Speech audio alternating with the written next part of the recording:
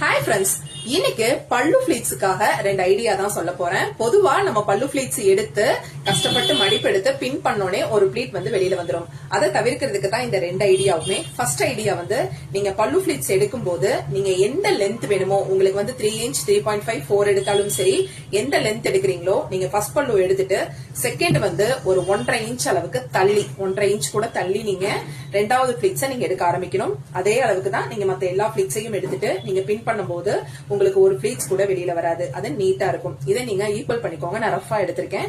இந்த மாதிரி கொஞ்சம் எடுத்துட்டீங்கன்னா நம்ம பின் பண்ணும்போது கண்டிப்பா பிளீட்ஸ் வெளியே வராது. ரெண்டாவது ஐடியா வந்து நம்ம எந்த அளவுக்கு ஷோல்டருக்கு லென்த் எடுத்துட்டு நம்ம பல்லு பிளீட்ஸ் எடுப்போம், அந்த மாதிரி நீங்க லென்த் எடுத்து பின் பண்ணிருப்பீங்க இல்லையா, அந்த பின் வந்து நீங்க வந்து வேற ஒரு பின் வச்சு நீங்க செக்யூர் பண்ணதுக்கு அப்புறமா அந்த பின்னை ரிமூவ் பண்ணுங்க. அப்பயும் கண்டிப்பா பிளீட்ஸ் வராது. நீங்க அதே பின்னை எடுத்து நீங்க குத்துனீங்கன்னா கண்டிப்பா பிளீட்ஸ் வெளியில வர வாய்ப்பு இருக்கு. கண்டிப்பா இந்த ஐடியாவை ட்ரை பண்ணி பாருங்க.